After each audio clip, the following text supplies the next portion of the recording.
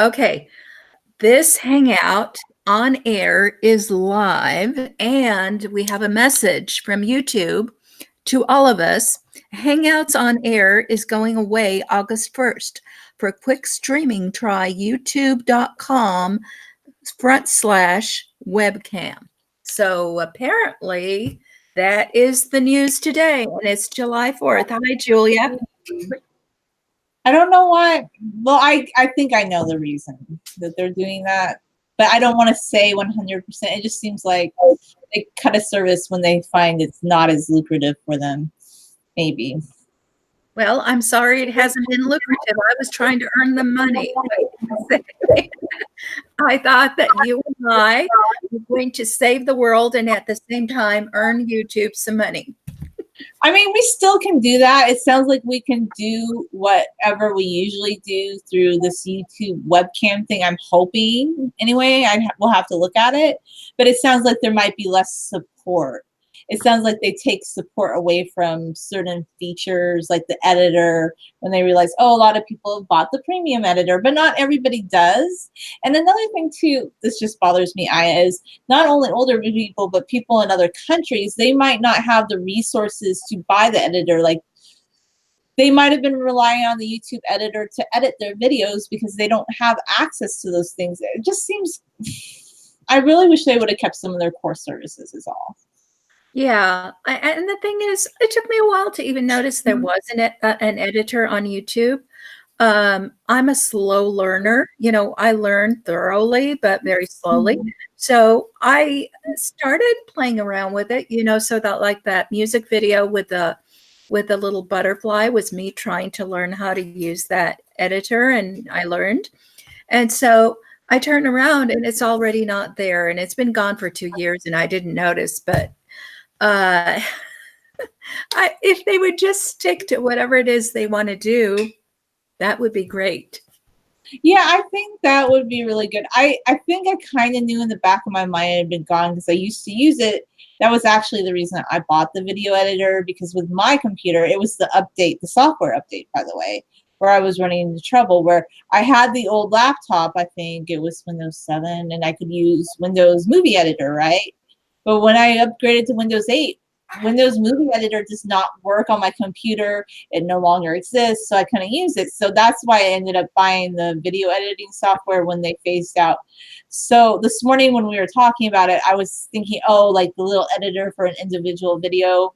But yeah, YouTube Video Editor has been gone for a couple years. That was the reason I bought the software. Yeah. Yeah. So sometimes we forget what the reason is that we do things a certain way, because it's usually to get over something that YouTube has done to make it harder to do it the old way. Yeah, and the only reason I've forgotten about that is because so many things have happened since then, and I had to think about it. I was like, oh yeah, that was why. Do it the old way.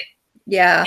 I'm gonna try to share now, so that's why I'm looking kind of distracted. Oh, no, that's fine. I'm sharing too, so like I might not look like I'm 100% looking at the screen. Right. So I'm just trying to figure out how to share this. And it seems like everything is always a little bit different from what I thought it was going to be. And that's another thing I think we can talk about is I didn't really read up on it, but it sounded like Facebook and its apps were having some issues yesterday as well. Oh, yes. Oh, there was a major thing where you could not share images, but they gave you descriptions of the images you tried to share. It would say something like, this may contain people smiling, the sky, and trees. It was so ridiculous. That's ridiculous. I realized I just shared the wrong thing, the wrong live stream, because YouTube said that was the most recent one. Okay, that's weird.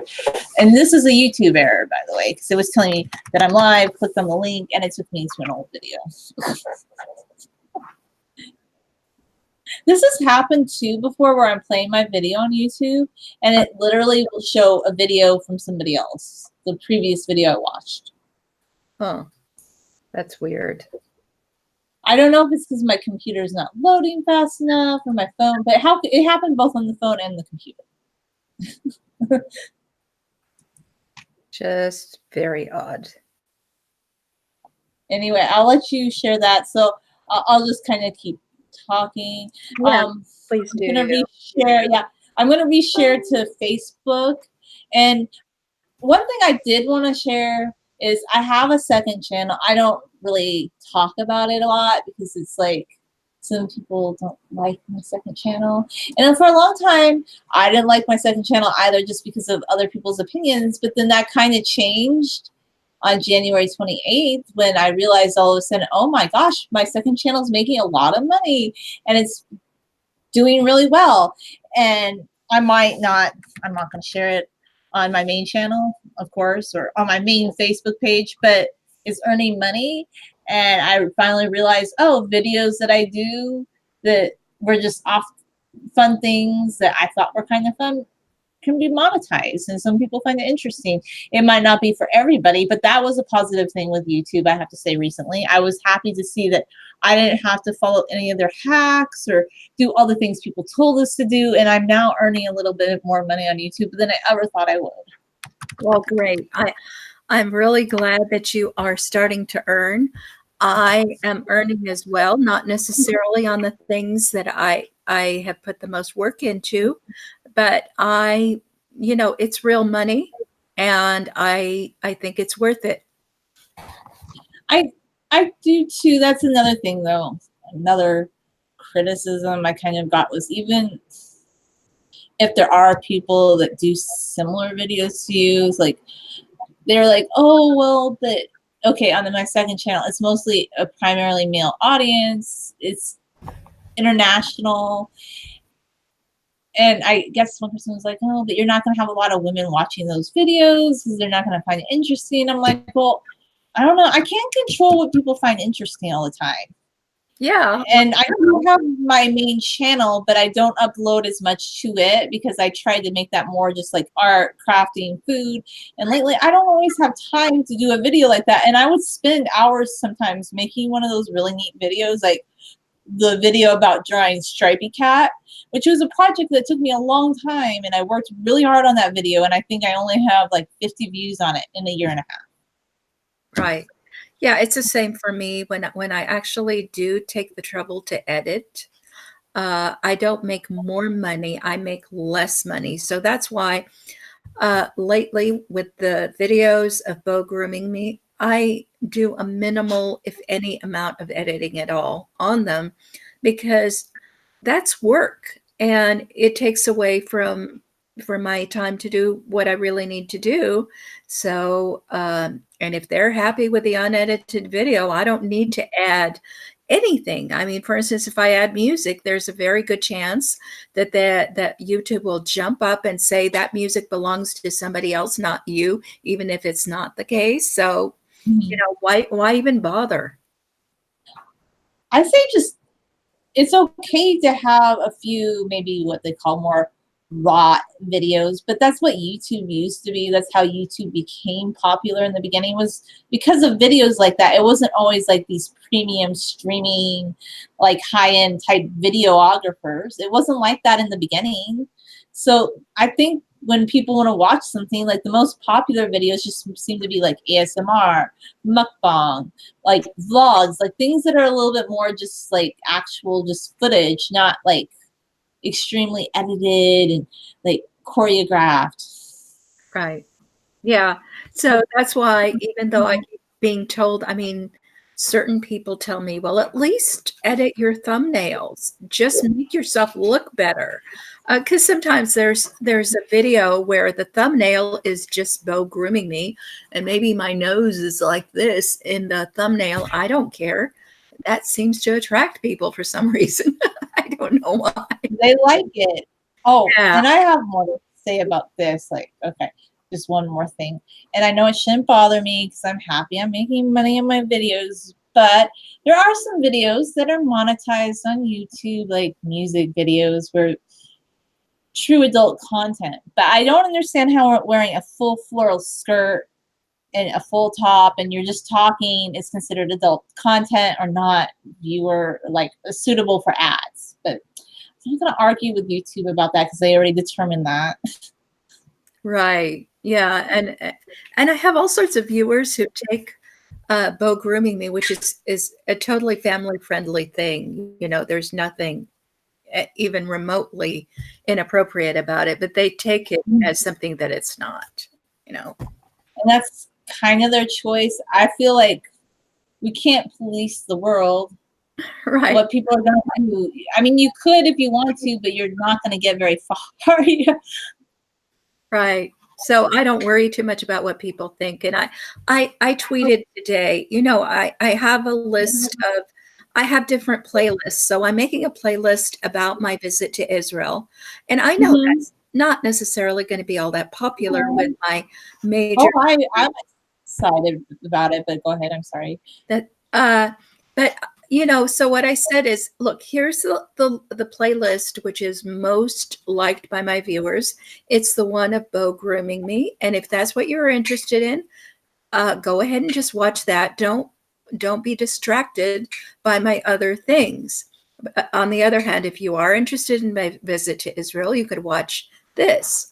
And please don't judge me by the number of people who prefer to watch one playlist over the other. That does not reflect my interests. That reflects the interests of the viewers. That's true. And I think writers have done this before. Not that they compromise what they write, but once they write a novel that turns out to be a best-selling novel, sometimes they'll have a sequel in that genre, and they might have an older novel that wasn't as popular. You know, I think shows have done.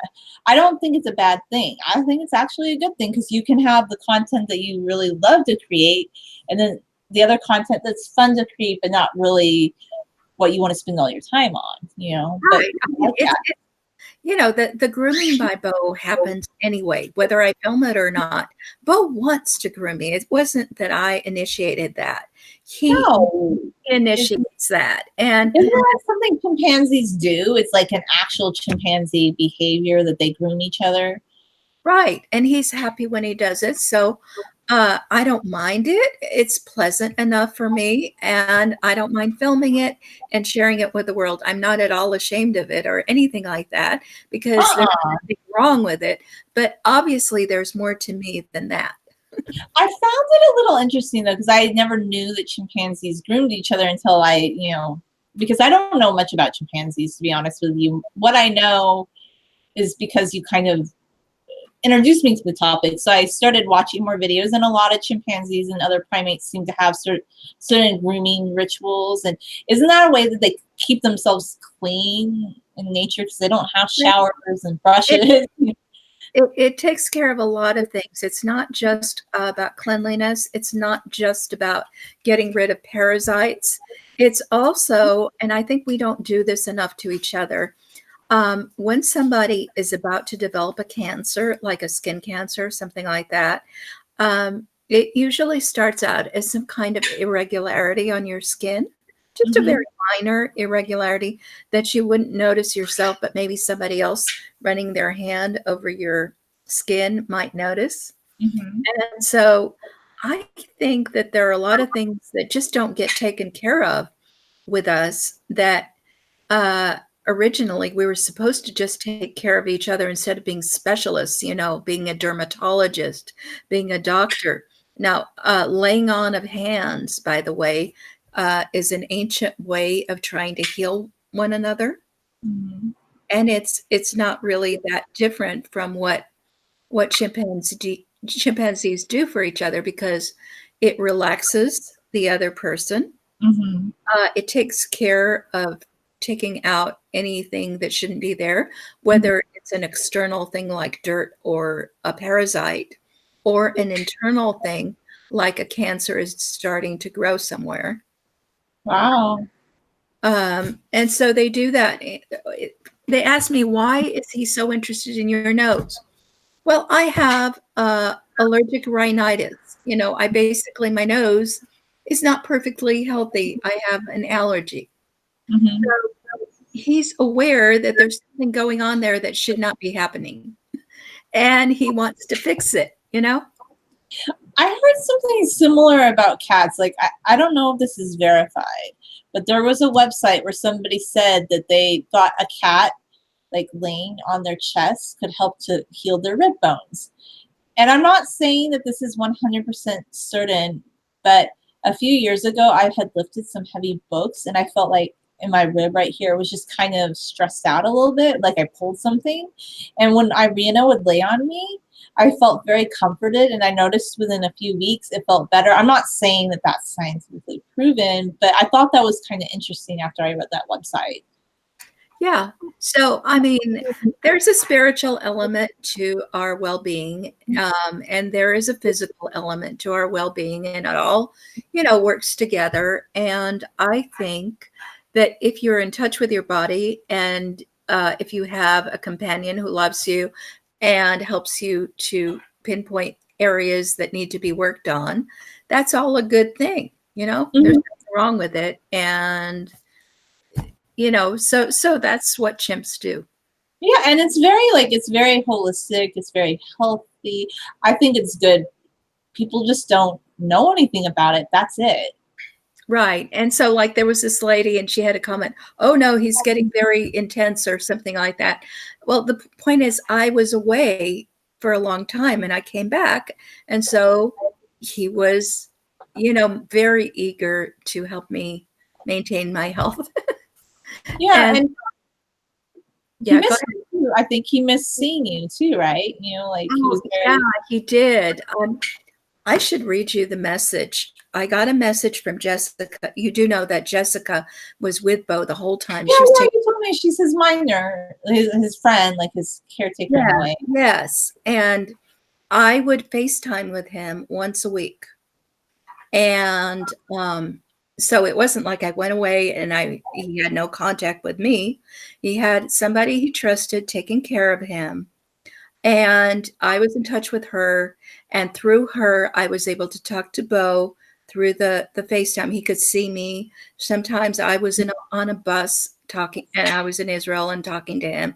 Sometimes I Oh, was on the beach and the sun was setting behind me, and I would oh, talk to him in Israel, and he could see where I was, what I was doing, that I hadn't lied about where I was going.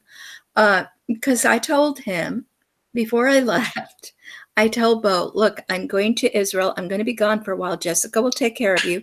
Don't mhm, worry, I will be back. But I'm going to check things out in Israel. I'm going to check out the situation with chimpanzees too. I want to know mhm. what the situation for chimpanzees is in Israel." And he listened and listened, didn't Oh, say anything. Finally, I said, "Bo, do you have anything to say about that?" Because it was like on the day before I left.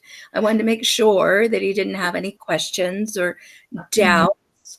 Um, and he took my hand and he spelled shamati, which means I heard.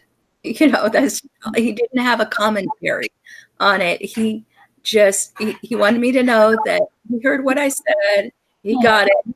He was not going to say it's good or bad or I agree or I disagree. He just said, "I heard."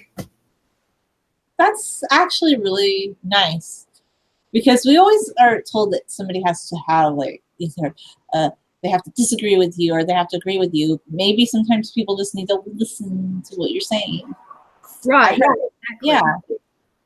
Yeah, and he didn't want to make a commitment one way or another. He heard. That's it. He knows what I said. And off I went, and then I talked to him on FaceTime. And toward the end, Jessica said that he was getting a little antsy about all this. So she said, "Bo, there are so many days before Aya returns." And she would say, "I want to make sure you understood what I said. So could you show me the number of days I said that there are until she returns?" And he would point at the number. Okay. Aw. So they were counting down the days, and I did return when I said I was going to.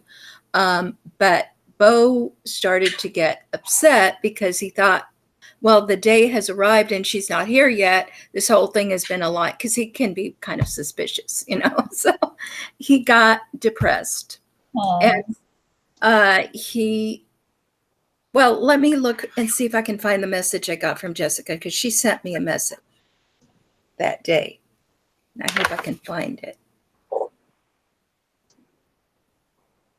She also sent me pictures of some mushrooms that were out on the lawn, but here it is. Oh, that's cool.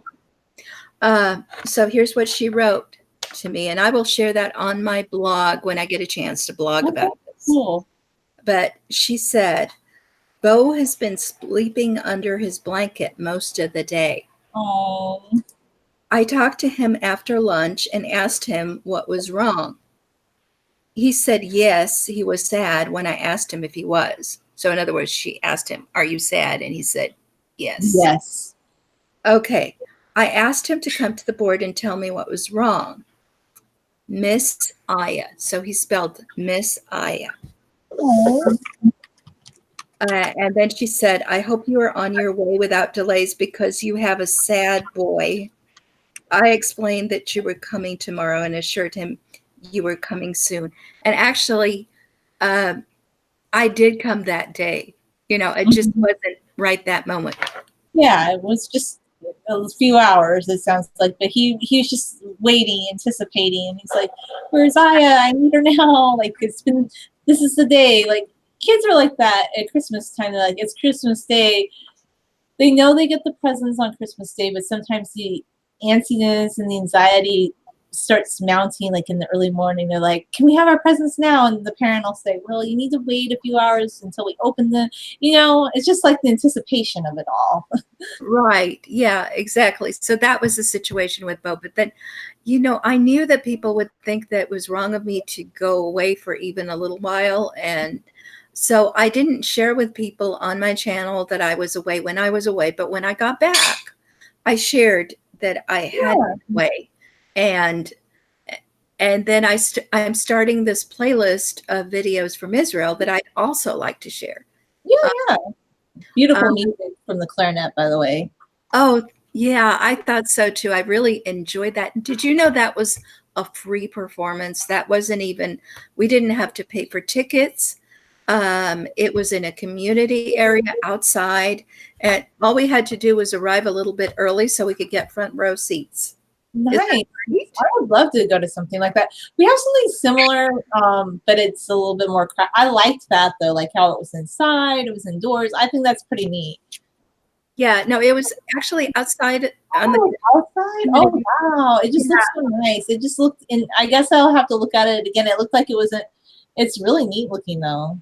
It's a place like a community center, and people from Switzerland donated the money to build it. So it's called the Swiss Community Center. But I mean, it's not really, nobody's Swiss there, but Nobody's there. They just donated. It's like a patron that donated it to the yeah, community. yes, and it's really nice, and they have all sorts of activities there. And so I'm, as an outsider, obviously I don't live there right now, so it just was very nice. Um, I really enjoyed it. But anyway, I know you're saying with your Israel playlists that you're Right. waiting. So this lady asked, well, who's taking care of Bo? And it was after I returned, so the first thing in the playlist is me in front of my house here in Missouri, Yeah. saying, well, it's good to be home and all that, but I'm going to share with you some things about my trip to Israel. And then this lady's asking, well, what about my good friend Bo, who's taking care of him? Oh, no. Okay, I have a question because I feel kind of silly now. Like the video where you're walking through the field, is that at your house or was that in Israel? It's Because I'm gonna feel. it's in front of my house because Oh my gosh, I feel so silly because I was thinking, oh, she was somewhere in Israel, but I thought it looked familiar. I was like, never mind. no, I wasn't lying about it or anything. I said, No, I didn't think so. yeah, I said, I'm glad to be back from Israel. So back means I'm back home, right? No, I know. See, I need to rewatch that. Never mind, that was me. I didn't think you were lying. Yeah, no, but I guess I didn't make that clear because it's supposed to be an Israeli playlist. But here's the thing, the reason it's a playlist and not a really long video is for editing purposes. It's easier for Mhm. me to do it that way. Uh, but I wanted an intro and I didn't make an intro in Israel. So I came home and made an intro. Okay. Question, like, is it gonna be hard for you to put them all together to make a long video by downloading them? in the Well, future? you actually helped me figure out how to download them, and there will Okay. be some that I am going to download and put them together. But Yeah. there are some, like the one where I'm going to with Seema. Seema is buying fruit. It really is a complete scene. That's all there is to it. There's not a big long story about this. It's Mhm. just this is how we buy fruit at that market. Mhm. Um, so I might do a blog post about it and put it there, but that's all I had to share. I don't think that would go in a really long documentary. Uh, so the next video is this guy playing the clarinet, clearly not related to that in any way, except that it's in Israel, right? Yeah. Yeah.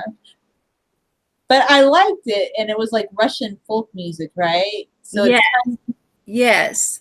It's I love those songs, and I oh, I think love them. Yeah, and I had another question too. So this is like music he learned how to play, or his ancestors learned how to play when he was living in what from. He's from his ancestors lived in Russia at one time. Maybe that's my question. well, I don't know about his particular ancestors. They might be. He's a musician, and as a Oh, musician, he plays to audiences, and he knows okay, his audiences. And okay, I'm sure he picks music that he likes, and this was very beautiful, and everybody loved it. But okay. you have to understand that in Israel, there's a lot of Russian influence since before Israel was a state. So, for instance, Trumpeldor. Do you remember the character of Trumpeldor from Our Lady of Kaifeng Courtyard of the Oh House? yes, yeah, Tonfado, yeah. Okay, so he was a Russian guy. I mean, he was born in Russia. He served in the Russian military. He became a prisoner of war of the Japanese.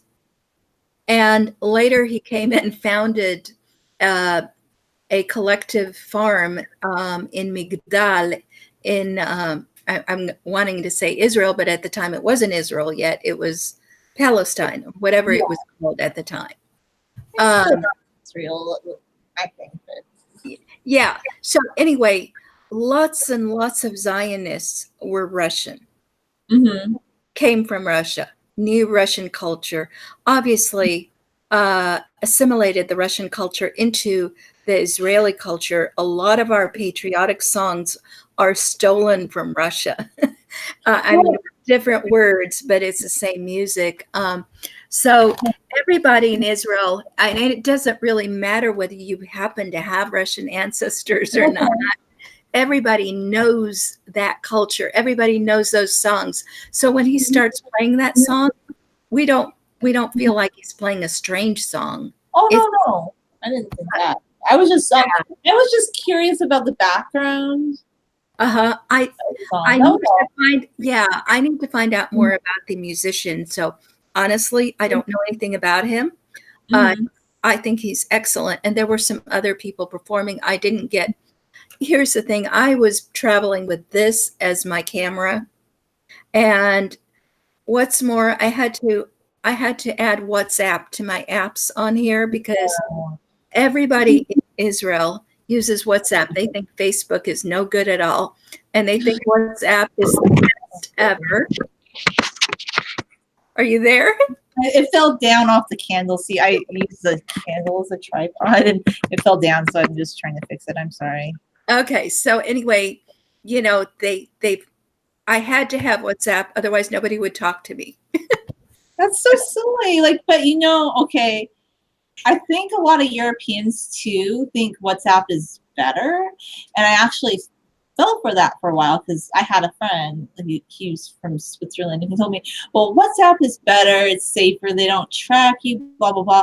But guess what? I found out they're a subsidiary of Facebook, so yeah, they do. He just thought because he didn't like Facebook Messenger that WhatsApp was better, and WhatsApp really messed up my phone. By the way, I had to finally take it off.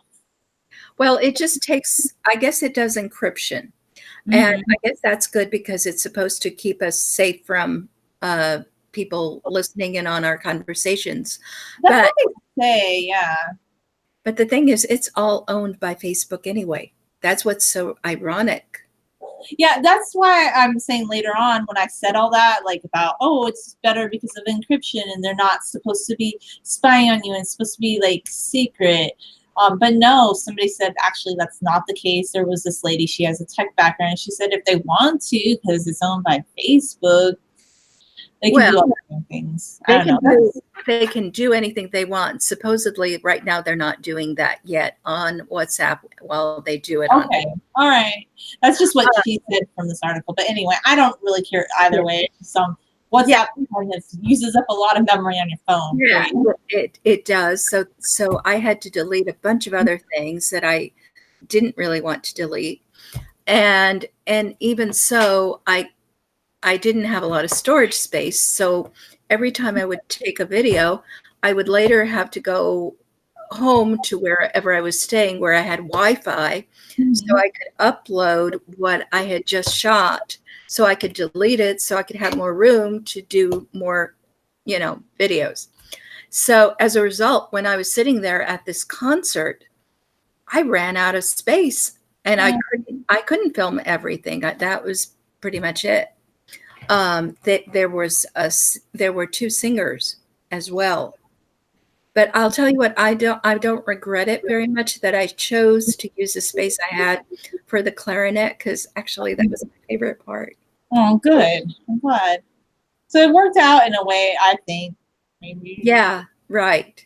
Yeah, so that's why I'm doing it this way. But did I go? I mean, did you ask me something different? Because I might No, have gone. no, no, no. That's exactly what I was asking. It just seems like WhatsApp kind of takes up a lot of space, and no, Yeah, that's what I asked. That's yeah. was No, maybe you were asking me about how I was planning to handle the videos, or oh well, that too. I was wondering if you were going to like download them later and make a longer video, but you kind of said that that wouldn't be the case. You're going to use the fruit footage for like a blog post and some of the other things maybe in a slightly longer video, but not like a documentary style. So I feel like you answered. yeah, I get what you're saying. yeah. I don't think I honestly think that if I went from topic to topic to topic, I wouldn't keep a lot of my viewers anyway. But I mean, there are things like the cooking videos where I would like to consolidate them. So I have footage of how to make an Israeli cheesecake. And of course, those are small clips. She's doing this, then she's doing that, whatever. I think I should consolidate those into a longer video and then share them on the cooking blog. I think that would make sense.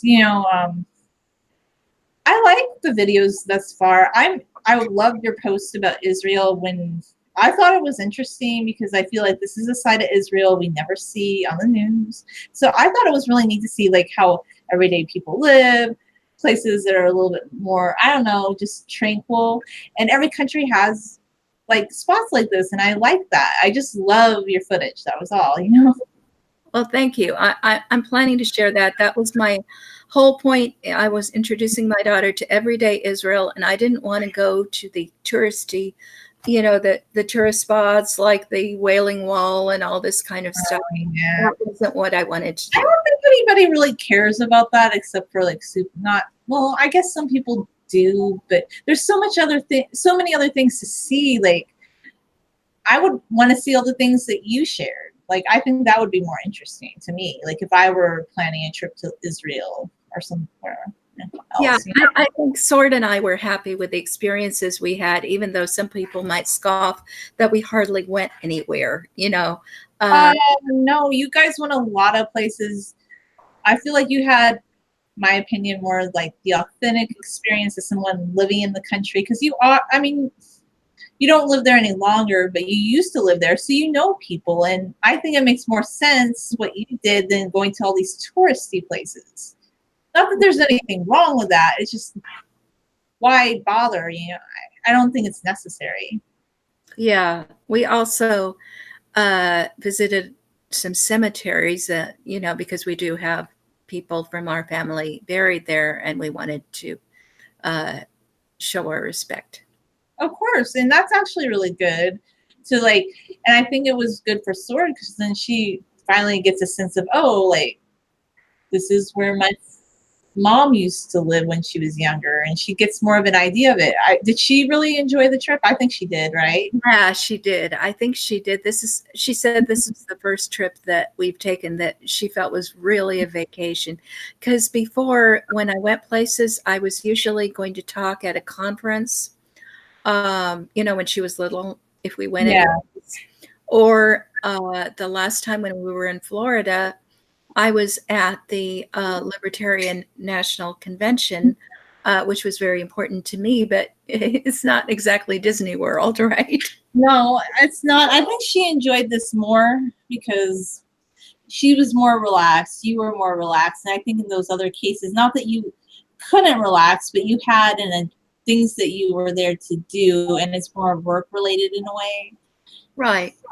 I did. I We did work related things too on Yeah. this trip, but I think the focus was primarily on the work part. So maybe Sora just felt like she had more of your undivided attention this time.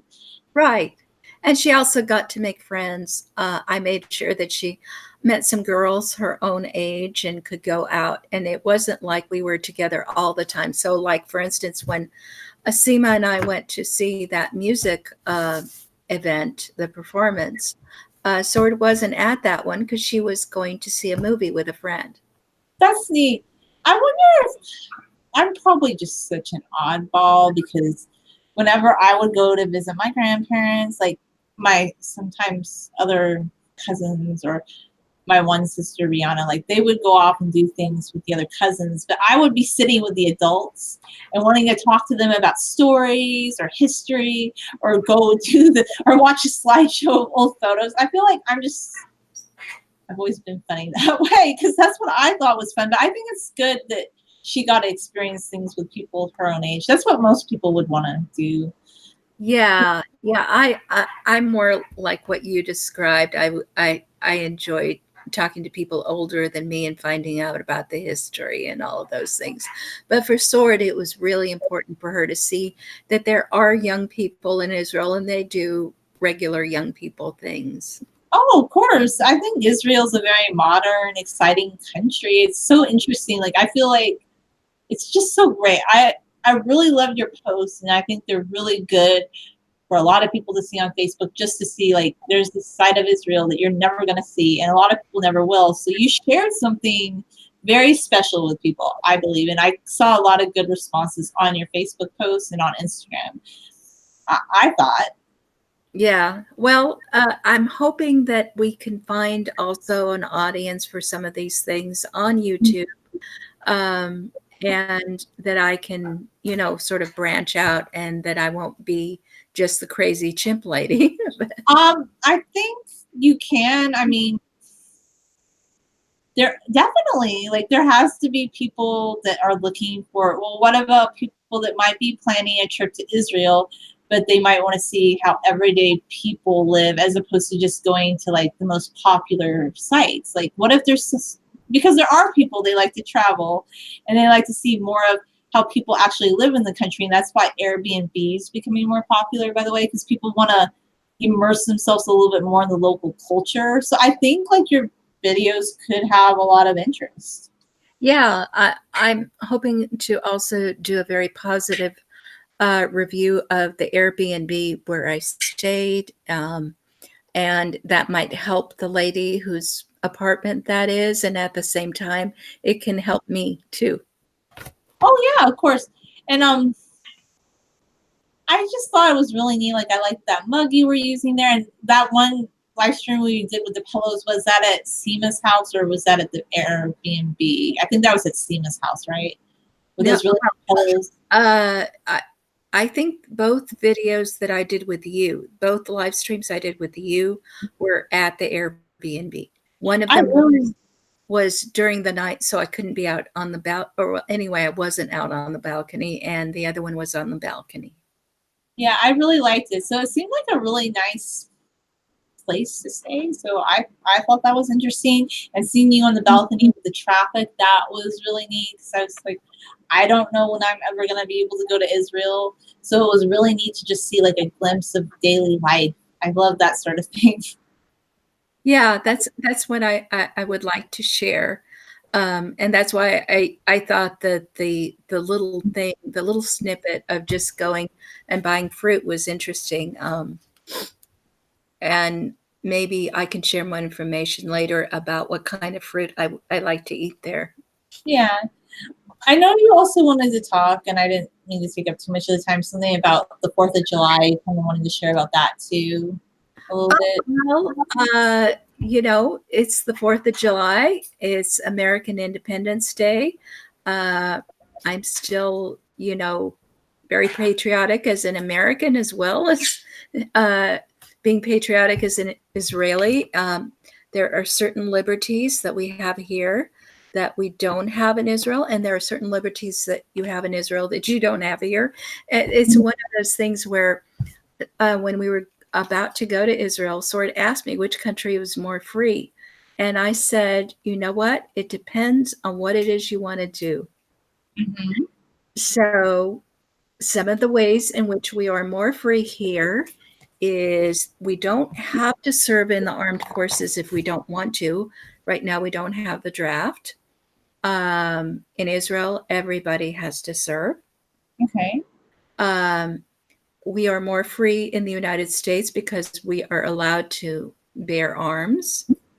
In Israel, it's really interesting because everybody does bear arms since everybody serves in the military. But as soon as they're, not serving in the military, they're not allowed to have guns. And it's kind of crazy. Don't you That's think it's crazy? kind of like how California, like, we still have the right to bear arms in California, but it's becoming harder. Like, okay, for me personally, I don't own guns, but I know people, like, I have a friend, she's a college educated lady, she's a social worker, but she has a point, like, she says, I feel like I can't own a gun, like, and she gets in arguments with people about it. But I mean, this is still the First Amendment, right? Second. Second Amendment, never mind. Anyway, but like, she just feels like she can't really express herself sometimes, and she just wants to do it for safety reasons, like, not because she wants to scare people, like, just for her protection. Well, yeah, but what's funny to me is, I mean, just thinking about it, and you need to wrap your head around it. I mean, I think people all over the world should wrap their head around this. So in Israel, you're on the bus, and there's a young girl, maybe she's just 18, and she's got a gun of, I mean, they talk about how we shouldn't have military style guns. Well, that's a military style gun that she's got, an automatic weapon, and it's strapped to her shoulder and it's hanging down like this, and you can see the barrel. It's right there, and she's standing there, and she's there with you. Now, I feel safe knowing that girl is there with that gun because I know she's not going to turn that gun on me. Yeah, she's just kind of there for, like, is it for security purposes? No, it's not for security purposes. She's using the bus as transportation, same as me. Oh, I see. Like, she's in the military and she's taking the bus. Yeah, that's what I'm telling you. This is what's so funny about this. People need to think about this. The good thing about it is that the people in Israel who are in the military do not think they are special to be in the military because everybody's in the military. So that girl is somebody's sister, somebody's, daughter. She knows that if she sees an old lady on the bus, she should show respect and stand up and let the lady sit down, so on and so forth. She's just a girl, but she's also a soldier. Okay. Okay. The problem that I see with our police force and our military in the United States right now is they think they're very special. Mm-hmm. They have a special right to own guns or to use guns that we don't.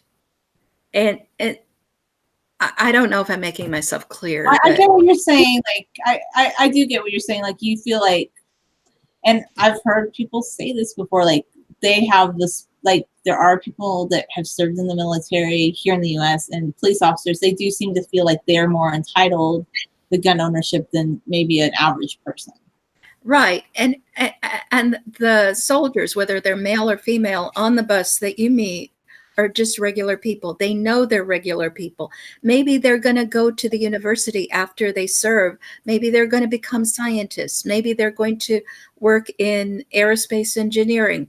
Maybe they're going to do this. Maybe they're actors. Maybe, they're whatever. This is just a small part of their life. They're Mhm. serving because they need to serve. They have to serve. They don't really have a choice about serving. But, Yeah. but this is not who they are. You know what I'm saying? It's not their whole identity. I get what you're saying. Yeah. It's not Yeah. really So part of them. so they don't come in your face and say, "Well, you move away and do this and do what I tell you." They're not like that. They're not mean. They don't feel entitled to push other people around. Of course not. Yeah, that sounds good. But yeah, you do have a little bit of that here in America right now, I think, with people that are in some positions of authority. I don't want to say all police officers because I think it depends on the locality where you live. Some are a little bit better. Like where I live, they're actually pretty good and they will work with people and they're not.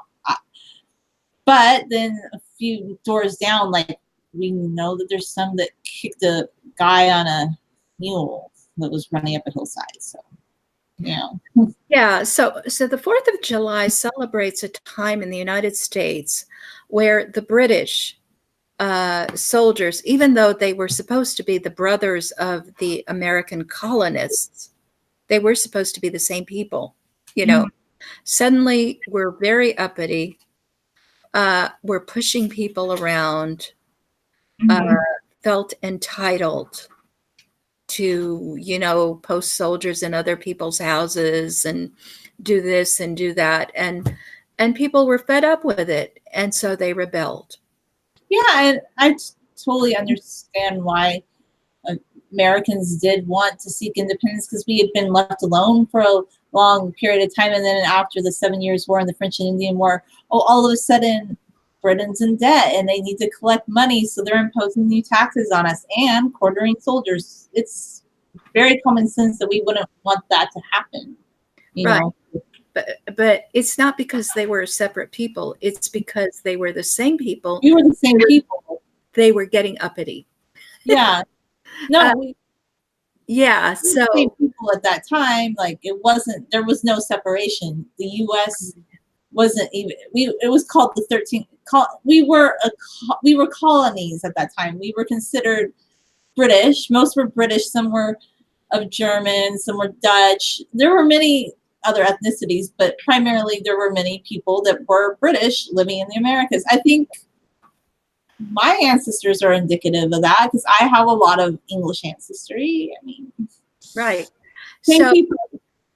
yeah. So my point is, I very much admire the people who rebelled during the American Revolution. I am all for that.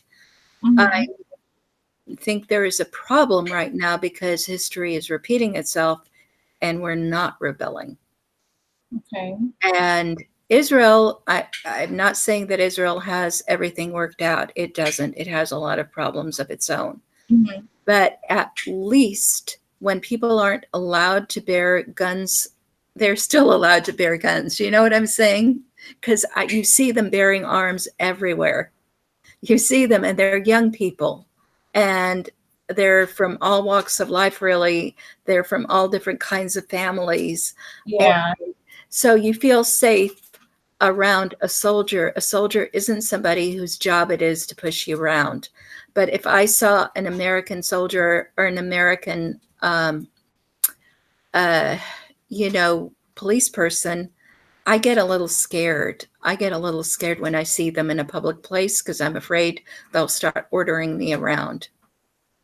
Yeah, I can understand why some people kind of can feel that way because there have been situations here in the US where it seems like there was an abuse of force or somebody just got shot for a strange situation. Well, there was a case in Riverside. This girl was asleep in her car and it didn't really make any sense, but the police ended up shooting her. I don't know why she was asleep in her car. She may have been on drugs, but that didn't need to happen. It was a excessive force was used in the situation. But there seems to be a problem here. They don't like people sleeping in their cars. Remember, this has been a common theme lately. Like somebody sleeping in their car seems to bother people. I don't know why. Well, I mean, I understand there's been a recent ruling that if you're stopped, they can take a blood test of you. I mean, that's did you hear anything about that? I haven't heard anything about that. So they think if somebody's stopped in their car that it's like it could be for a bad reason. They might not just be sleeping or taking a nap. Well, I mean, the idea is now that if you are even driving on the highway, you have already consented to a blood test. Huh, interesting. I'll have to read up on that. I feel like I'm not always following all these different. Yeah, that's okay. Yeah, that's okay. I'm not sure I have the story straight either. I just read a headline Well, somewhere. you probably did read it about it. Just haven't. I just haven't Yeah. read about it. That's all. Yeah. Yeah, no, I mean, so in theory, the United States is a much freer place than Israel. Hmm.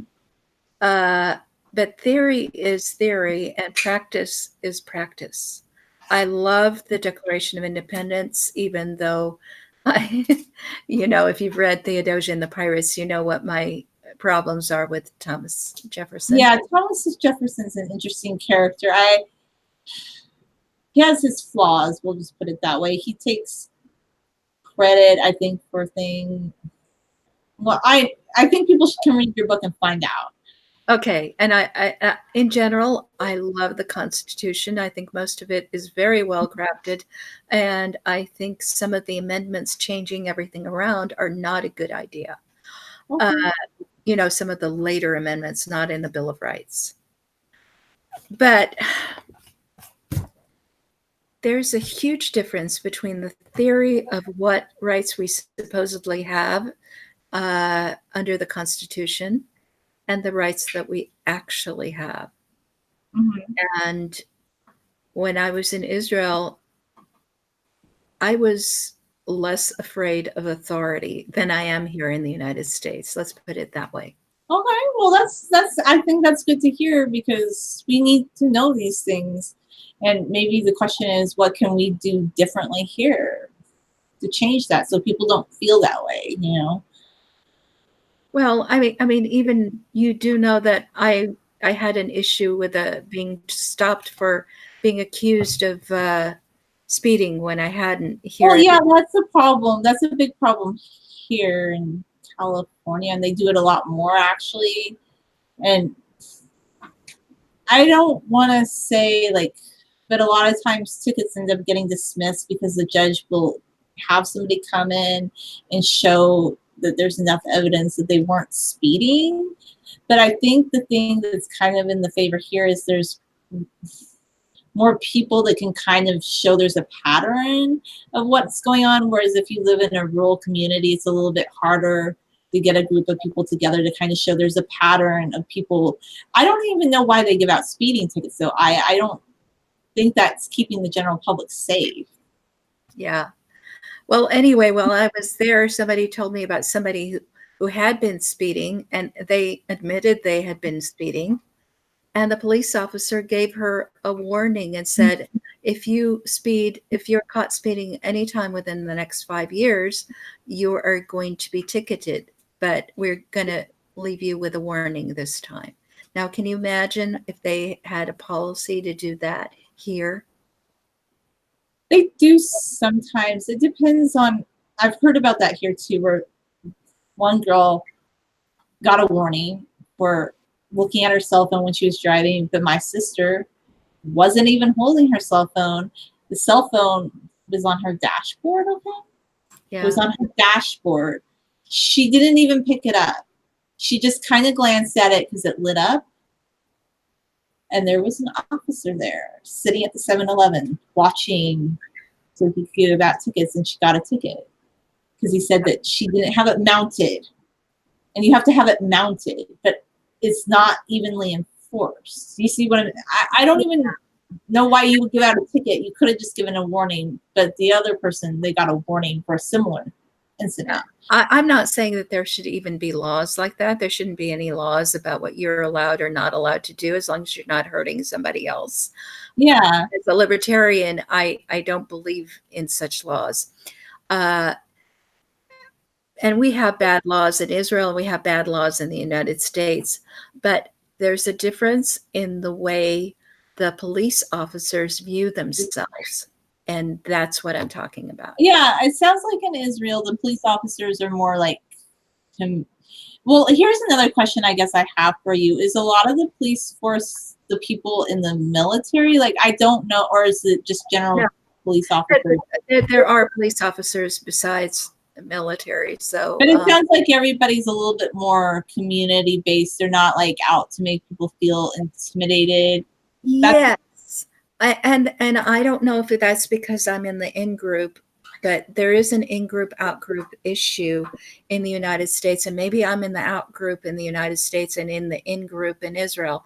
But for instance, my best friend from Israel, was driving me and Sword to the airport, and her mother was in the back seat with Sword, and I was in the front seat with her, and we went we were approaching the airport, and they were stopping people, and they had the right to search had they wished to. yeah. Okay, so they were stopping people, and my friend said, "Hi, good evening. We're just going to the airport," and they said, "Okay, go along. Yeah, move along." They didn't stop us. They didn't search. And I said to my friend, "Well, that was nice. How did you do that?" And she said, "Well, I just all they want to know is that I'm Israeli, and the moment I talk to them and say something, and they hear how I'm talking, they let me go." Now, I said to her, if that were in the United States and they did it based on that, it would be called profiling, and Mhm. it's not allowed. And she started to argue with me, and I said, listen, I don't think it's a bad thing. I don't disagree with what they're doing, but it is called profiling. Yeah, Uh, it's kind of, and they still do it though because they're not supposed to do it. But I had a friend, he was like a security guard at a high school and he worked with the police, they did security. And he said they still do profile to some extent. They just can't publicize that they do it. It's a very odd situation here in America. I feel like though what I'm hearing about Israel is that people feel more relaxed as they're yeah, they don't think that out. they're out to get you. They're not going to say, aha, and pounce on you and try to make you, humiliate you the way police officers in the United States do. They're just, they really are just doing their job, and they're Yeah, not trying to make things harder for you, you know? yeah, I know what you're saying. I feel like it can also kind of vary from community to community because like where I live, the police officers they're a little bit more relaxed like that. They actually really work with the homeless people and even people like screaming at them. Whereas in some communities, somebody would probably get tased for saying some of the things they say. And I actually I feel like that's one of the things I really like about where I live is there's more of a community. It's not exactly like Israel, but it is a little bit more relaxed like that. And that's why a lot of people like where I live. That's one of the things that we really people get kind of fanatical about it actually because they have a lot of pride in how people treat each other with respect here. But the law, but it's still some of the other issues. Like I wouldn't say it's perfect, but it's a little bit better than some places. I think one of the things that is happening in the United States is that people from the out group are being given these jobs, which are not great jobs, like to work for the TSA or Mhm. to be a police officer. You basically have to have a low IQ to be a police officer here. Yeah, I mean, they actually test your IQ, and if you're too smart, they don't want you. that's Uh, interesting. Did not know that. and so, and a lot of the people who work for immigration and the people who work for customs are, um, y- I- they're out group people. In other words, these are not high paying jobs, Hmm. and they're not given to people who have other opportunities that are better than that. Okay, so what ends up happening is that when we were on our way out of Israel, I mean, out of the United States to Israel, there's extra security on the way to the international flight. So they actually cordoned off our flight area, and we had to go through extra security, even though we'd gone through security when we entered into the places where you go to the gates. Well, Wow. who was there? Checking us to see whether weren't bad. Well, the people were extremely mean, and okay, I'm going to start sounding kind of racist or something, but it was like the passengers were mostly tall Americans, were kind of blonde and whatever, I and think I know what you're saying. Yes, yes. and the people who were checking to see if they were terrorists were a bunch of short, dark, either Hispanic or whatever, or black or whatever, and they used English that sounded weird. It wasn't standard English, Yeah. and they were pushing us around. And if we didn't do exactly what they wanted because we didn't understand what they said because they had a weird English, um, they would start yelling at us. Oh, yikes. That's scary, and that shouldn't. Didn't going to the airport used to be fun? What happened? It used to So be fun to go to the. yeah, so it's the same thing. As I was entering Israel, I had been told, since I'm an Israeli citizen, I should stand in the Israeli line. Sword doesn't officially have citizenship in Israel because she was born in the United States, and I never applied for her to have that. Okay. So she had to stand in the foreigner line. It didn't matter. They treated us both well. It was okay. Oh, good. Uh, but on our way out, they were basically asking me, I showed them my Israeli passport. So again, Israeli citizens get better treatment. You get to pass faster as you're going out too. Hmm. So I showed them my Israeli passport, and the lady asked me, "Are you traveling with anyone else?" And up to that point, I thought I probably shouldn't mention that I'm traveling with somebody else because that might make difficulties for Sword. That she's the daughter of a citizen but hasn't chosen, American citizenship. I mean, Israeli citizenship. But I used my instincts, and she seemed like such a friendly person who was. So I said, "Well, I'm traveling with my daughter." Oh, and and I used a very high Hebrew to say that, so she didn't understand. I said, "The daughter, she's over there." Um, so she said, "Oh, well, have her come along. There's no reason why she shouldn't go with you." Oh, So because they were so nice, they let us both pass instead of making her go through the foreigner line. wow. See, that would never happen in modern America. I don't Right. think. So as we were entering the United States, we got the opposite treatment. It was really weird. The guy who was in charge of letting us in had a Hispanic accent, and that's fine. Mhm. But he was checking to see that we were American, and then uh, he asked me whether I was traveling with anyone, and I said my daughter, but maybe I hesitated because I was still in that mode. Should I tell him that this is my daughter or not? Just um, and he was very snide, and he said it looks like you're not sure whether you're traveling together or not. What? That's rude. Wow. Yeah, so the overall impression is, at least to us, Israelis are really nice, even Israeli officials, even government officials. Mhm. And once you get to the American side of things, things are not as nice. Well, you wouldn't be the like I haven't flown in quite a few years, I have, but I've heard a lot of people say this. Like when they travel, they feel like they don't feel like it's a very welcoming experience.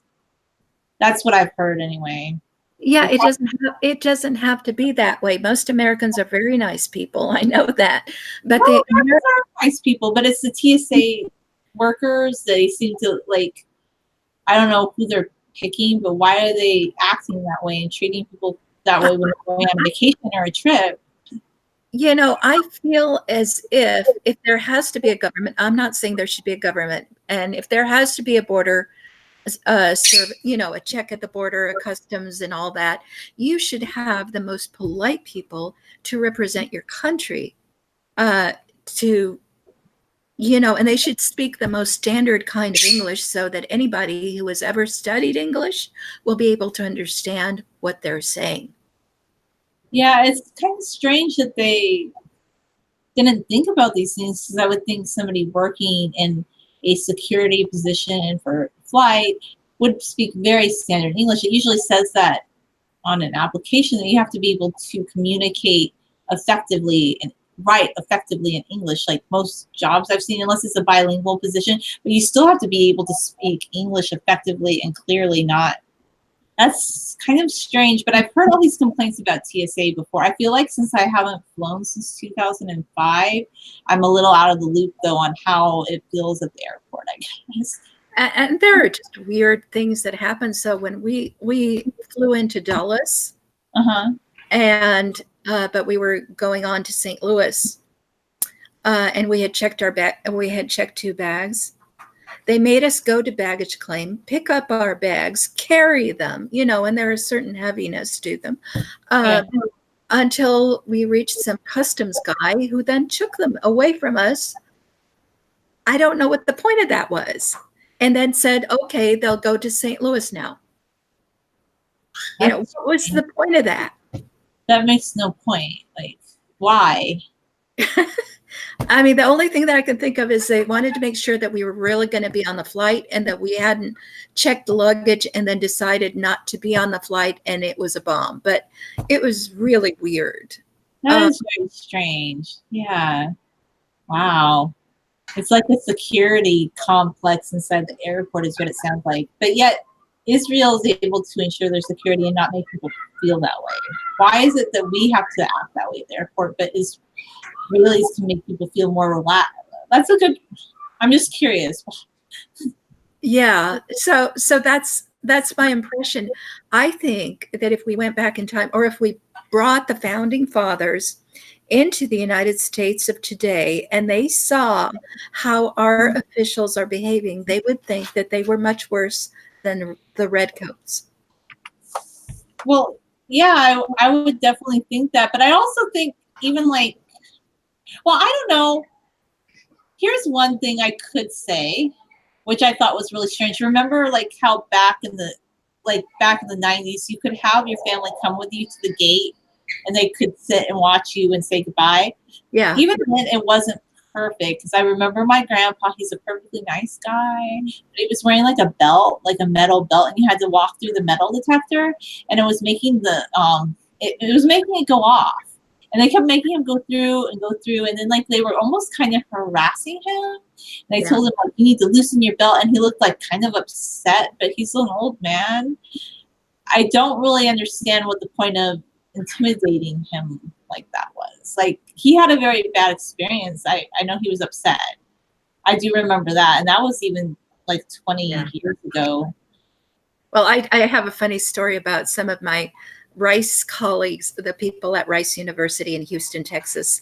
And this was in the 90s too. So one of the Korean graduate students had graduated and was returning to Korea. And some people were seeing her off. Actually, I wasn't one of them, but they told me the story. So Mihun, who was Korean, was returning to Korea, and she was packing everything up, and she forgot that she had a hammer. I don't know. She had a hammer from her apartment. So she turned to Mimi, who was Chinese, also a graduate student, and said, listen, I don't really want to take this hammer with me on the plane, so I'm going to give it to you. Oh, no. So he says, okay, thank you for the gift of the hammer. And they go through. And so the people at, you know, who are checking them as they're going through, and that was, I guess they were allowed to go with her all the way to the gate, I guess back then. Anyway, so they asked Mimi about the hammer, of course. They said, why do you have this hammer? And she said, she gave it to me. And she's like feeling guilty about having the hammer. No, she said, "Oh, what are you planning to do with the hammer?" And she said, "Nothing." Well, then why do you have the hammer? And she said, "Oh, she gave it to me." It was this craziness. And and so the people at the gate were actually pretty nice at that time. So that, I mean, the people who were checking, they said, Yeah. "Okay, we'll keep this hammer for you here." And they talked to the third guy, and his name was David, and he was an American. And they said, "And then we can give your wife her hammer back when she comes back through here."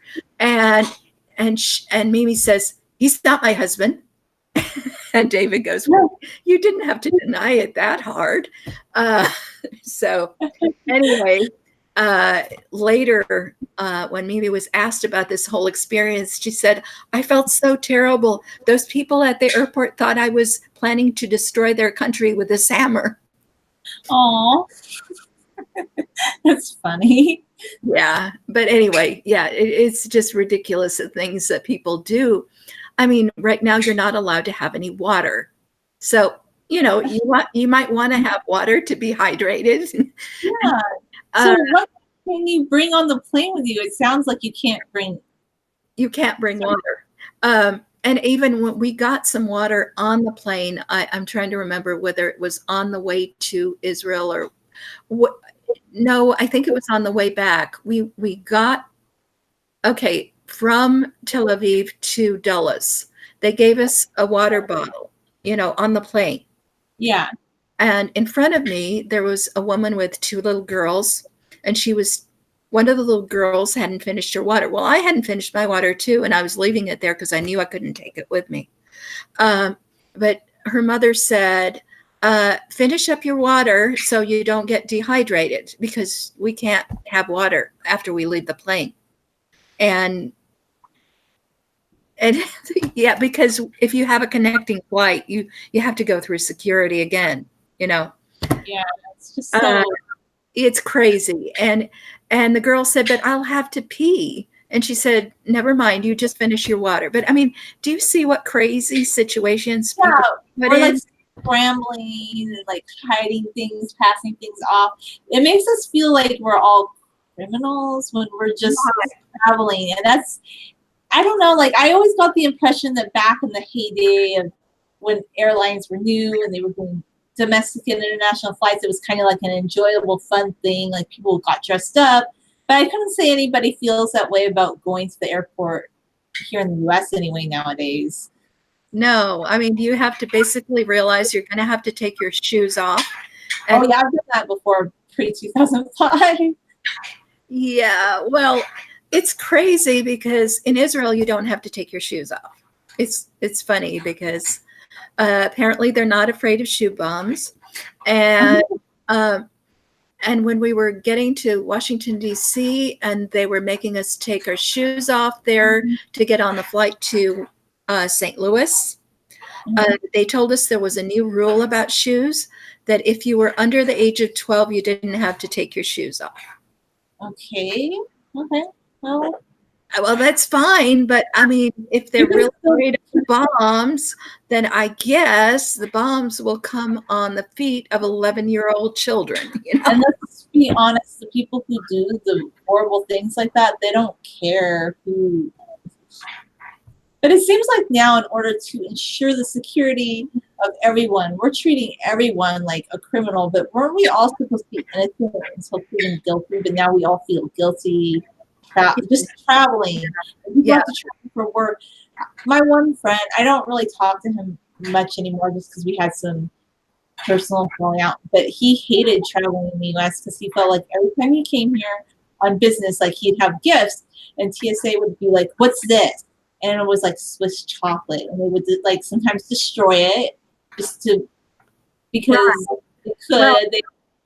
yeah, you have to lie to them. I mean, that's another thing is, you go into customs and they used to say, "Do you have anything to declare?" And then if you didn't think you had anything that wasn't allowed, then you didn't have, you say, "I have nothing to declare." But now, instead of asking you, do you have anything to declare? Yeah. They ask you, have you brought anything with you from Israel? So I look at the guy straight on and I say, no. Now, obviously, that sounds crazy that I would go to Israel and not bring anything back. But if I don't want him going through my stuff, that's what I have to say, right? Yeah, pretty much. Yeah, you have to. They, I, it's been a long time since I flew. I flew to Northern California in 2005, but when I went to Hawaii in 2002, they made us fill out like this 3-page document about declarations of plants or fauna or anything that you might be bringing into Hawaii, and you had to say you weren't bringing any of this stuff because you might somehow hurt the ecological environment of Hawaii. But get this, like seeds float across the Pacific Ocean and have planted non-indigenous plants in Hawaii, or they can get there other ways, like in shipping containers. Right. So I don't know why I don't, it's just kind of ridiculous. Right. And there's a difference between saying, do you have anything to declare, and saying, have you brought anything at all? You know? Yeah, it's interesting. It really is. I don't know. Yeah. So here's what I think. I think the idea of American freedom is a very good idea. And in theory, on paper, we have more freedom in America than any place else on earth. But Yeah, that freedom is rapidly going away, and yeah, nobody's fighting for it. not really. It's kind of sad and unfortunate. Unless you can get the suggestion that we vote for somebody libertarian or more independent in the next elections, I suppose that's the only way things might change. Yeah, I don't know. I'm not trying to come up with a solution. I'm just discussing the current No, state of things. By the way, do we have anybody in chat? I keep looking and I haven't seen anybody, but let me look one more time because I thought we'd be getting some. But here's the thing, I'm thinking it is the 4th of July, so maybe a lot of people are just out right now. So Yeah, that's perhaps, probably the case. yeah, I think we should do more live streams at different times, or this time, I mean, on a different weekend, we'll probably get more viewers, Yeah, hopefully. I think We so. did have Yeah. people viewing, by the way, just nobody commented. Oh, okay. Well, and I didn't want to, maybe before we finish, I didn't want to give the impression that people in Israel were all the same ethnicity or anything like that. So when I was entering Israel, the person who on the Israeli line who greeted me spoke perfect Hebrew, but she did look like an East Asian. So she had East Asian ancestry, but she spoke perfect Hebrew. I think that the people who represent a country, it doesn't matter what they look like, it doesn't matter what their race is or their ethnicity, but they Yeah. should speak the language perfectly. Well, yeah, of course. I mean, we all need to be able to communicate clearly and effectively, and that is just the baseline. I don't think that's an unrealistic. What you're saying about TSA and all these things, I hear a lot, and it seems to be a problem with a lot of people that travel, to be honest with you, here in the US more so than maybe abroad. And Right. So I think that um, the very basic idea that all of us are equal has somehow disappeared in the United States. I mean, the very basic idea that you're innocent until proven guilty, that the person that the police officer is stopping could be just like his mother or his sister or his aunt, and therefore he should show respect. All of that has disappeared, and it needs to come back somehow. it really should. I think that there are still some communities that do that well. Like where I live, I think overall we really do that well. But I do know, like nearby, that there's other municipalities where that's not the case. But I think that's one of the reasons I like where I live. We live in a really good community. I'm not like trying to say it's the best, but people really like it here for a lot of reasons. We're kind Yeah. of unique. But in general, like, I do think that's a problem. Like, it's a very big problem. Yeah. But I'm glad that we have those liberties, at least on paper, and that there are people who are fighting to revive them.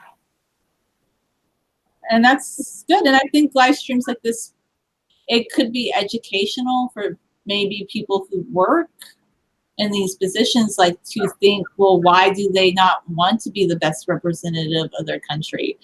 I think that they should consider hiring people that are more diplomatic. You need to be a diplomat in those positions. If you're in a police officer or a TSA agent, I think you need to be like a diplomat, really, to everybody, not to just certain people. You need to treat everybody with respect and compassion. You can't just make people feel like they're being hurted or suspicious, you know.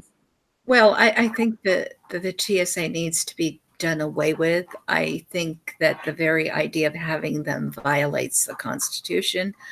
I think we should all Mhm. be allowed to carry guns on planes. And Mhm.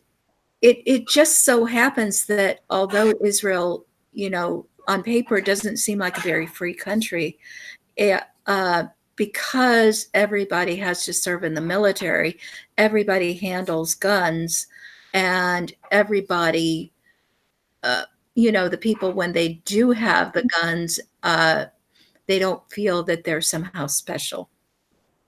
That I think that's a good point, Aya. It seems like the mandatory military conscription actually is a good litmus test for making people realize they're not more privileged. No, I hate that word, privileged, or like more entitled than someone else. Right, because everybody's had the training, everybody's done it.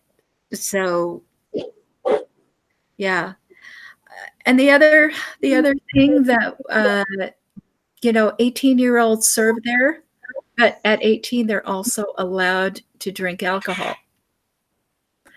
And here in the United States, there's just such a double standard about when you're an adult. It's getting weirder too, because okay, I don't like smoking. I think smoking's stupid, but you used to be able to smoke as an 18-year-old here in California. But then they decided a couple of years ago, oh well, no, you have to be 21 now. I'm thinking, why do you care? They're gonna smoke anyway. People are gonna smoke at any age if they want to. And I don't understand why we have to say, well, you have to be 21 to drink, 21 to smoke, but you can be 18 to serve in the military and Yeah. vote. Why just let you used to actually be able to go to the casinos here, like the Native American casinos here when you were 18, because my sister went when she was 19. But then they changed the law and said, no, you have to be 21 now. Like, you used to be able, I think, maybe even drink on the casino land. I'd have to Google that. But I think in the 90s, you still could in California drink on casino property because it was considered an Indian reservation and not. But they've changed all that. Now you have to be 21. Yeah. I mean, it's just ridiculous. They have to decide when they think you have the full rights of a citizen and a person, and decide that that applies to everything. So my next question is, are they going to make high school mandatory till you're 21 now? Because I thought when you graduate from high school, isn't this kind of like you're considered an adult now? Why is it that you can't, like, if you want to be able to drink when you're 18, make it legal. Maybe there would be less abuse of. Well, look, I don't think high school should be mandatory in the first place. Any mandate of that sort creates problems. So if you read my story F, and it's not really just about sex education, it's also about mandatory education. Education is it should not be mandatory any more than health insurance should be mandatory. Mhm. Now, the question of when a child is emancipated from a parent, that's a different question. And that age used to be 21. Children used to be able to be married at 14 or 16, but only with parental consent. And they weren't really emancipated from their parents until age 21 during the time of the American Revolution. But okay, it can be 18, it could be 21, it can be whenever you show that you can earn your own living and are able to make decisions for yourself.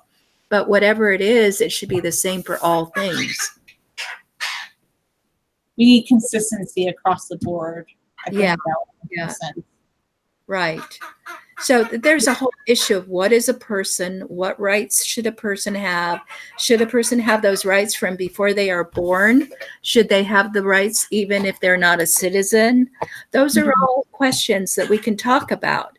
But the way this is being treated is all of us, even if we're adults, even if we're citizens, are losing our rights. It's not right, definitely. Yeah. Can you hear Summer? He's saying, okay, okay. Okay, Summer, I love you. Yeah. He's glad I'm back too. So yeah, I totally do agree with what you're saying. Like it seems like our freedoms are diminishing over time, and that doesn't seem like it's always for the better. I don't really think it's cohesive either. Like there's no cohesion in all these more new laws and mandates that they're always passing. It doesn't really make us live a better, safer life in the long term. Yeah, no, it makes it very hard to stay on the right side of the law. And all of us are breaking laws while not really doing anything bad or even knowing that we're breaking the law half the Yeah, time. that's another thing too. And even if it's not like a law that's like, well, here's like the minimum wage law. People are going to be incensed that I say this, but so many small businesses are going out of business because the minimum wage is coming up to what, $13 here in California. And guess what's happening? They can't afford to hire, a lot of small businesses can't afford to hire that many employees anymore, or they end up going out of business because they can't keep up with the operating costs with insurance. And another thing that's happening is a lot of new restaurants opening up are charging like $16 to $20 for a small plate of food because the minimum wage has gone up. So that in turn is making everything more expensive for people that are going to these establishments, which almost makes it impossible to go out to eat, to go to Disneyland. Like Disneyland now is $135 for one person pass, $135. So like a family of four, they really can't afford to go there anymore. Whereas when I was a kid back in the 90s, you could get the SoCal pass for living in Southern California, I think like maybe 28, 29 on some days. Like the price has jumped like 116% in 20 years. And Yeah, a lot of that is because we've raised the minimum wage, I think. yeah. So there's definitely a lot of inflation. I don't know whether that is specifically inflation or not, but and raising the minimum wage and having other requirements like that does lead to inflation.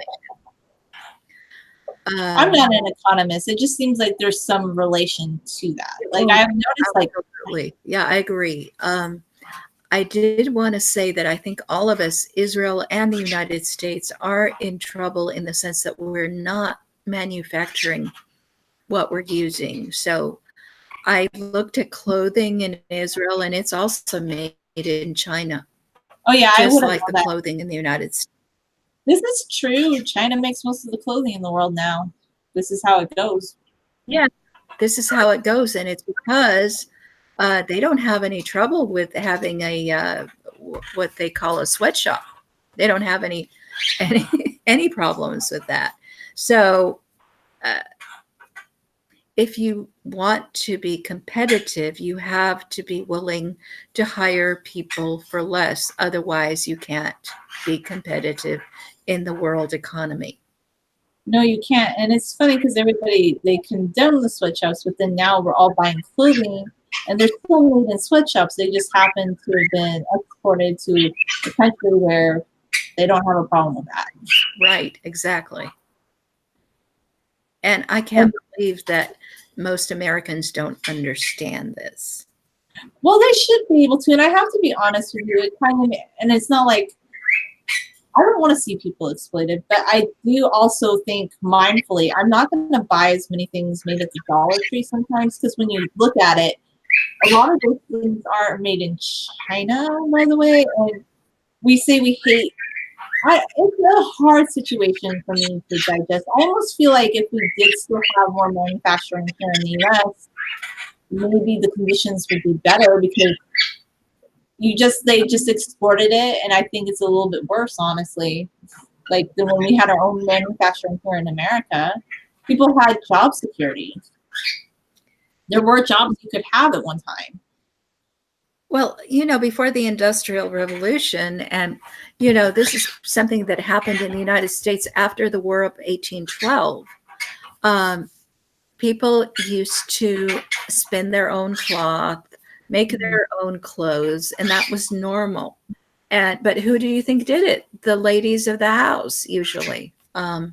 So that would be women and children. It wasn't called a sweatshop because it was home, you know?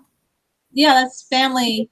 But nowadays, if somebody heard, oh, like the kids working to help their parents, I don't know, would that be considered a violation of child labor laws? Would they say, oh my gosh, that child's being exploited because they're helping their family? I don't know, like how crazy has it gotten? Yeah, it's gotten very crazy. And we can't expect to maintain our freedom if we have no control over, the manufacturing of things that we use. When it comes to politics, like in California, I don't feel like I can talk to many people anymore because I feel like if you're not a Democrat and you're not like pro-socialist, that you're not a good person. Like I know that there's still a lot of liberty-minded people here in California, but I literally feel like I could never talk to most people in daily life about anything really because I feel like I would be judged. I'll be honest with you. I feel like I just don't say anything anymore because I don't want to be judged. But I don't feel like that's making the cost of living better in California. Now we have fewer jobs, more competition for the jobs. The housing market is ridiculous. I just don't see how the direction we're going is better. Well, in that sense, Israel is a lot like California. I could not afford to live in Israel because apartments would cost over $1 million, and I don't have that kind of money. Yeah, I guess is that just going to happen in any industrialized society? Is that just a modern phenomenon? I suppose maybe that's just the drawback for living in such a place. And if you want to live more affordably, you probably have to move to Fair Haven, Indiana. Like I've been told, well, a house is like I've heard that and all to say that. I guess it's just not feasible to live in such places unless you have a large amount of cash flow. Yeah. So if you're not in the in-group who are receiving the major salaries, it's better to live in a rural environment. And I have thought about that too. Like when my family wasn't here, I don't know. Sometimes I think, oh yeah, but I stay in California because I think it's pretty my family's here. But more and more as time goes by, like you wake up at 4 in the morning and you feel anxious about money. Like, I don't know, is that good? But anyway, I'm taking this in a weird direction. No, I think we should probably finish for today, but it's a topic that I would like to discuss more with you at another time because it's a very interesting topic. And don't you think just about everybody in the United States is touched by this topic? Yes, I think it's their life. It impacts their life 100%. Yeah. Yeah. Well, I'll let you go because I know that it is getting later, and it was nice hearing about Israel and just all the observations you had regarding things between here and there. I enjoyed it. Well, I enjoyed talking to you too, and I hope you have a wonderful 4th of July. Definitely. Have a nice afternoon, Aya. Bye, Julia.